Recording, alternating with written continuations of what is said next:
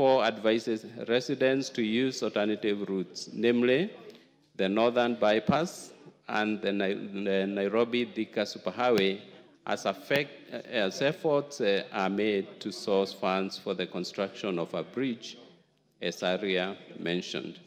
Honorable Speaker, regarding the reasons for the inordinate delay in the rebuilding of the bridge and the steps being taken to expedite the construction to avert further sufferings, the ministry submitted that the delay in the construction of the bridge has been occasioned by the unavailability of funds for the same. 6. Further, the ministry wishes to request Parliament to consider providing budgetary allocation for this bridge alongside other crucial areas similarly affected by the flooding that impacted most parts of the country earlier this year. The ministry undertakes to construct the bridge as soon as funds are made available. Honorable Speaker, I submit. Thank you, Honorable Kingara. Are you satisfied? Thank you, Mr. Speaker, sir, for according me this opportunity to respond and as per the statement from the chairperson for roads. Mr. Speaker, I'm comfortable with the first paragraph whereby they went in at a good speed and came up with an estimate. But, Mr. Speaker, may I open it this way? They have given us an alternative route to use as they work on the bridge. But unfortunately, Mr. Speaker, where they are sending us is Northern Bypass and then the Thika Superhighway, which are so clogged in the morning and in the evening. And note, Mr. Speaker, my concern was because most schools are on the other side of the road or of the bridge. So it will be very difficult for pupils and students to accommodate their day-to-day activities, noting that the Thika Superhighway in the morning and the Northern Bypass, including the Eastern Bypass, are clogged for more than 3 hours. So, Mr. Speaker, my request is if they can use the emergency fund, because noting also, Mr. Speaker, the said bridge is the only conduit for 3 wards. And this is Biashara Ward, Gatongora Ward, and Getodua Ward. So you can see, Mr. Speaker, the 3 wards are already locked. And I wish that maybe they use emergency fund if they were to facilitate us rather than frustrating us. Thank you, Mr. Speaker. Yes, GK. Honorable Speaker, I sympathize with the situation that the people of Roido constituency in that part of Honorable Kingara's constituency are facing. And we have asked the ministry to prioritize that project and avail any funds that are within their reach to be able to address that challenge. Honorable Kingara's constituency is one of the most populous constituencies in the country, if not the most populous, and we will push the ministry officials to ensure that that bridge is reconstructed. Thank you, Honorable Speaker. Thank you. Majority Leader, your Thursday statement. Osoro, are you issuing on behalf of the leader? Yes, Honorable Speaker. Go ahead. I'm holding brief for the Majority Leader for the usual Thursday statement. Honorable Speaker, pursuant to the provision of Standing Order number 42-2A, I rise to give the following statement on behalf of the House Business Committee, which met on Tuesday, 24th September 2024, to prioritize business for consideration during the week. Honorable Speaker, with regard to the business for Tuesday next week, the House is expected to consider the following bills, if not concluded today. Committee of the whole House is on consideration of safety and feed safety control, Coordination Bill 2023, and consideration of Senate amendment to the Statutory Instruments Amendment Bill of 2023. The Honorable Speaker will be having the second reading of the following bills, if they will not be concluded today: the Technopolis Bill of 2024, the Kenya National Library Service Bill 2023, and the Equalization Fund Administration Bill, which is Senate Bill number 14 of 2023. Additionally, Honorable Speaker, debate will also be undertaken on the following motions, should they not be concluded today.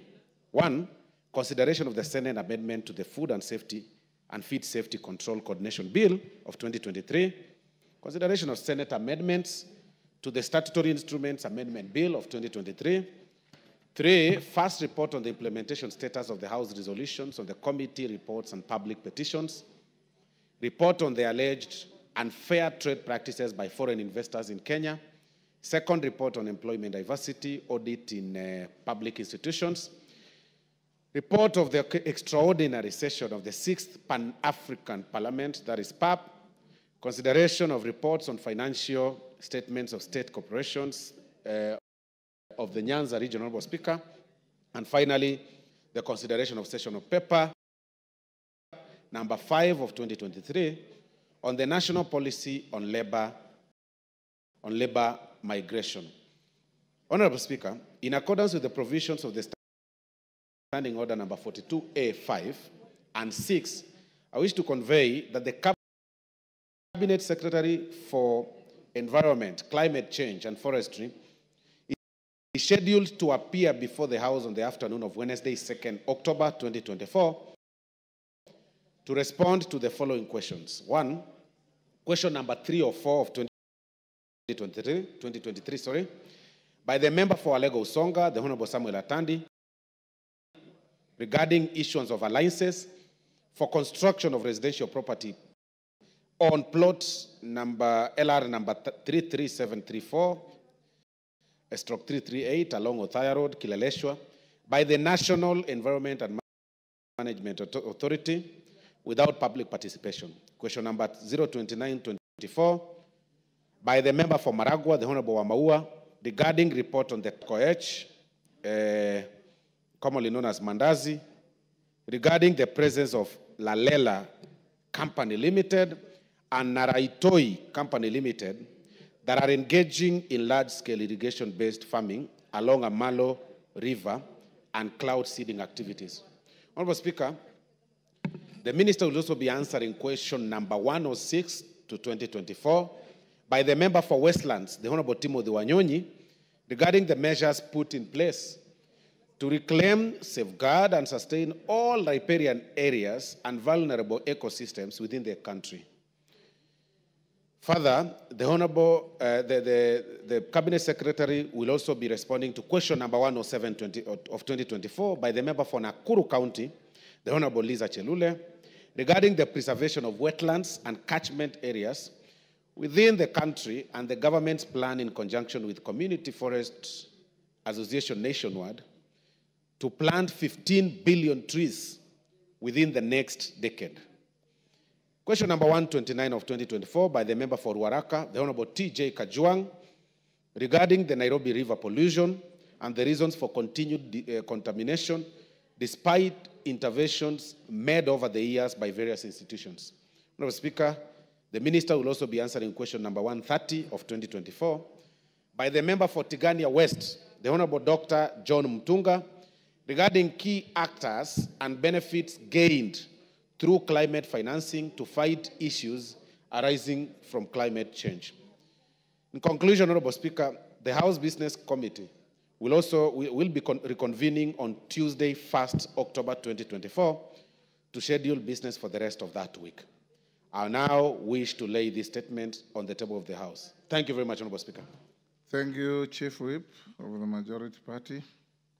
Honorable members, before we call the next order, we acknowledge in the public gallery Nkubu Winners Academy from Imendi South Meru.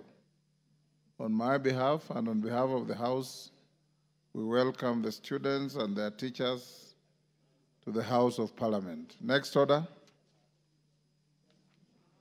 Order number 8, motion, ratification of the protocol to the constitutive acts of the African Union relating to the Pan-African Parliament. Resumption of debate.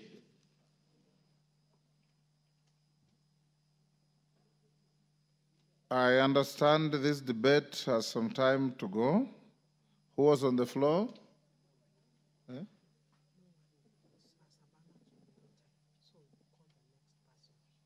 Okay, there is nobody was on the floor at the rise of the House. I have on the screen Rindikiri Mugambi. Are you for this? No. Dido Raso, are you for this? Mr. Speaker. Go ahead.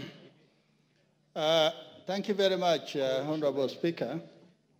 I wish to contribute to this particular motion and why it is necessary for Kenya to sign this very important protocol that binds all African states and Kenya and others in particular. Honorable Speaker, the first OAU Charter was signed on 25th May 1963 in the city of Addis Ababa in the Federal Republic of Ethiopia. That was the formative charter that brought the African countries together, and it was also the stage and platform on and from where they started fighting for both emancipation and independence of the African countries, many of whom at that time were under colonialism. Honorable Speaker, on the 11th of July 2000, in Lome, Togo, is when the African Constitutive Act, which I believe is the current African Union Charter or the African Union Constitution, was signed by 53 African countries. This had been preceded by the fourth extraordinary session of the Africa Union that took place on 9th of September 1999 in the city of Sirte in Libya. Honorable Speaker, the reason why I'm going through those dates is to lay the ground for why this Constitutive Act is a very important document or charter for we the legislators or the leaders of this country to understand, and also for it to form part of the Kenyan legal instrument as an African country. Honorable Speaker, when you look at the African Union, the Organization of Africa Union Charter at the beginning, it was largely addressing the issues of cooperation between Africans, about fighting for decolonization of territories that still were under the colonial rule, and also emancipation of the Africans wherever they were. But if you look at what is in the Constitutive Act, it addresses the important issues of our time, the issues of economic and social cooperation, the issues of human rights and the rule of law, governance.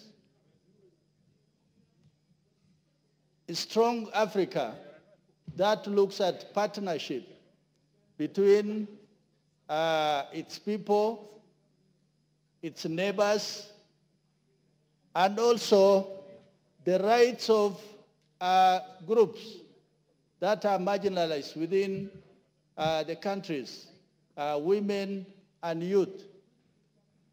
The role of civil society as among the objectives that are being pronounced in the African Union Constitutive Act. Honorable Speaker, in this particular instrument that I said is like the African Union Constitution, it talks more about peace and security. Africa has been bedeviled by the scourge of conflict for a very long time. Today, the African Union has a Peace and Security Commission that sits exactly like what happens in the Security Council to address issues of conflict on this continent. When you look at the old charter of OAU, it says non-interference in the internal affairs of African states. So that means that whatever happens within an African state, the OAU was mute. But what this Constitutive Act actually does or says is that the African Union Commission, we are bidding for the chairmanship of the Right Honorable Raila Odinga, is more stronger today than what it was under OAU. Today, the Commission has so many directorates under it: economic, social, educational, human rights division, that is able to address the issues of Africa. Madam Speaker, the other important things that you find in this Constitutive Act is the issue that has to do with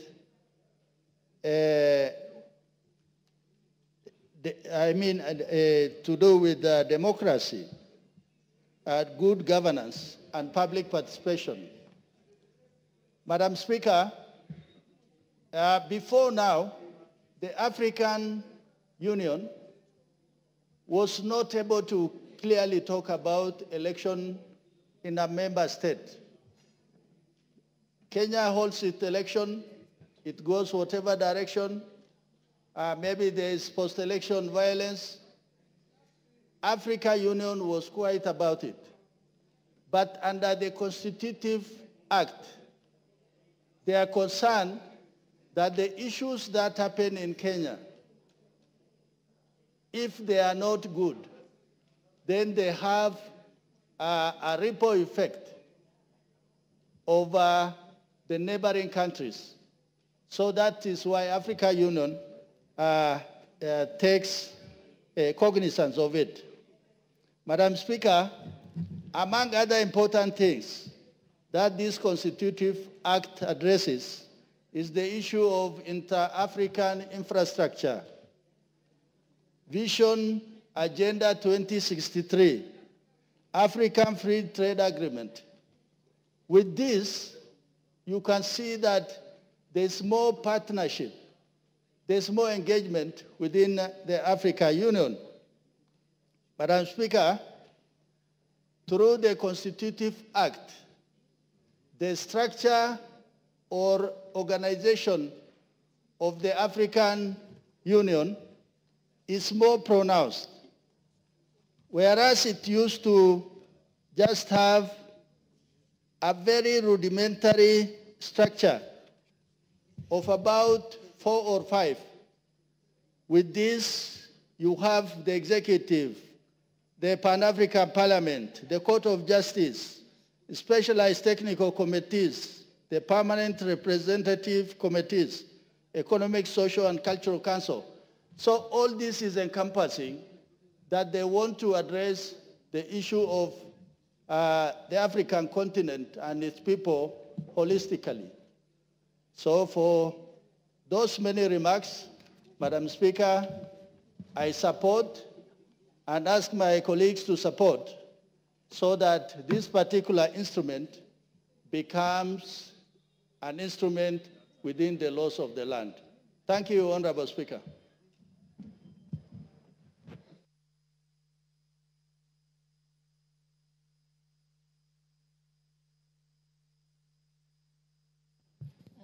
The Honorable Member for Buri, Honorable Mugambi. I can see your name is at the top.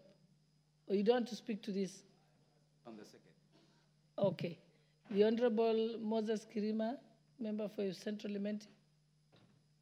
Thank you, Madam Chair, for giving me this opportunity, Madam Speaker, for giving me this opportunity to contribute on the said motion of the protocol. Madam Speaker, it's necessary for Kenya to be part of the world countries when it comes to the rules which govern the protocols of various countries. The matter before the National Assembly today was ventilated very well by the committee concerned. It passed through all the processes which were required, and it was seen after so searching and looking at all various articles in the same that in no way is it going to affect the country in form of taxpayers' money, in form of interfering with current internal rules of the country, and it's going at the end of the day to be adopted and become part of the municipal law which govern this country and the countries involved in signing of the same protocol. As for that, it's a necessity, taking into account that the world per se is becoming a village. It's like a village these days. It's a global village, whereby each country requires each other when it comes to economic growth, export of labor, import of goods, and all other things which pertains to the same protocol. We cannot live alone. The country requires to be part and a parcel of those countries which share the same ideas and ideals and also same sentiments.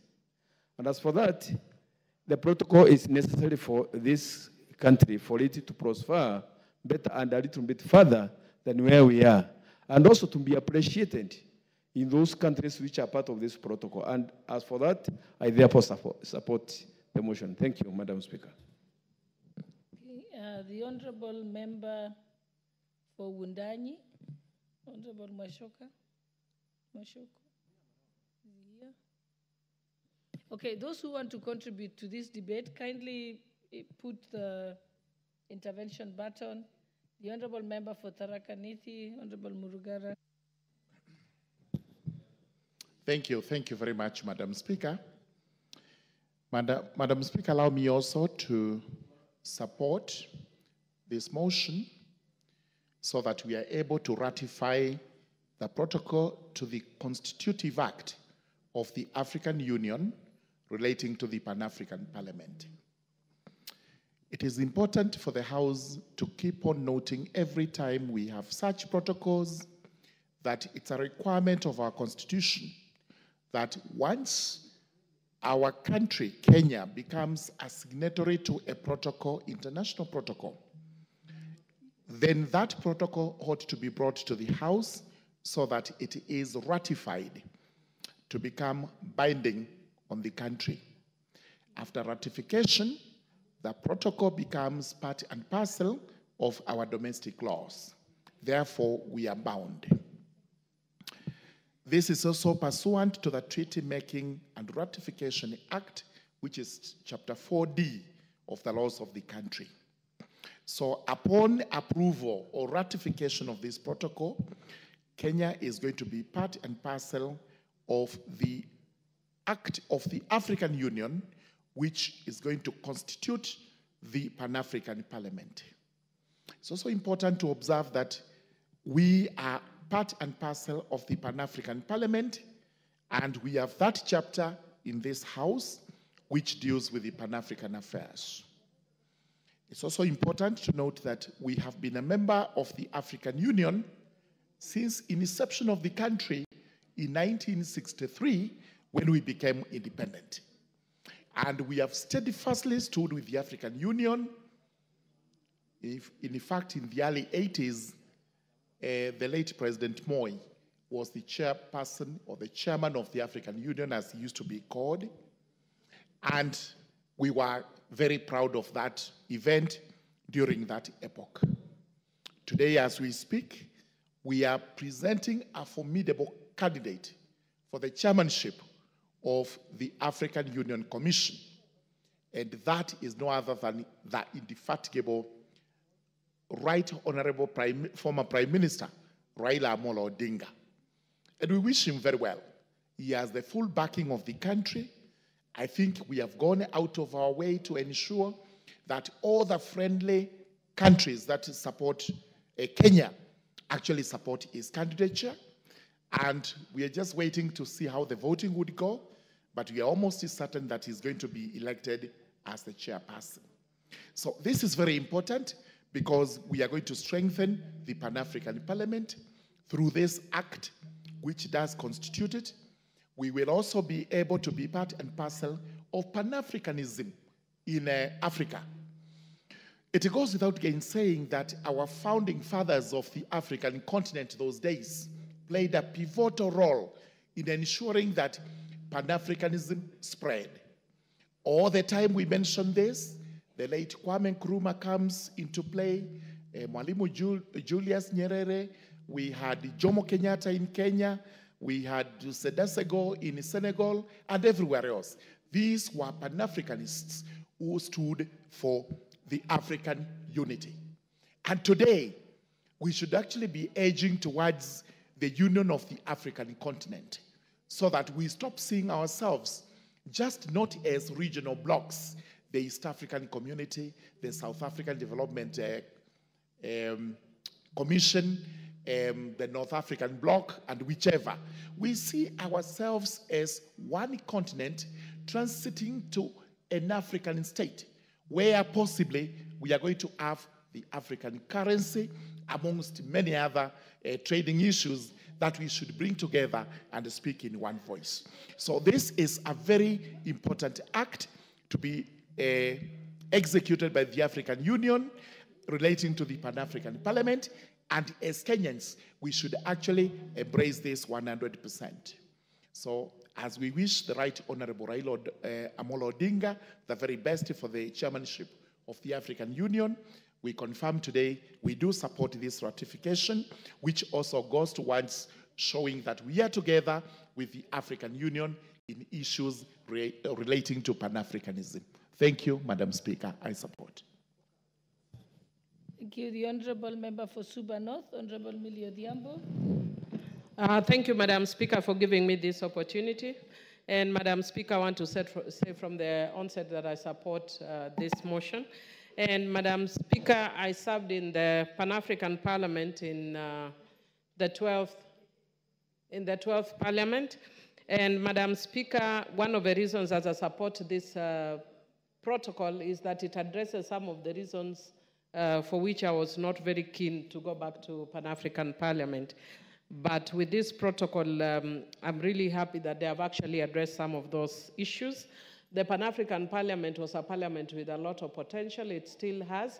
But because it didn't have any teeth, it didn't have legislative capacity, then it meant that we were basically meeting almost like a conference where we make resolutions and nothing comes out of it. But now that it is being given a legislative mandate, it will give it teeth. Madam Speaker, under Article 3, it provides for the objectives of the Pan-African Parliament, which includes giving a voice to the African peoples and the diaspora. It also seeks to promote the principles of human and people's rights and democracy in Africa.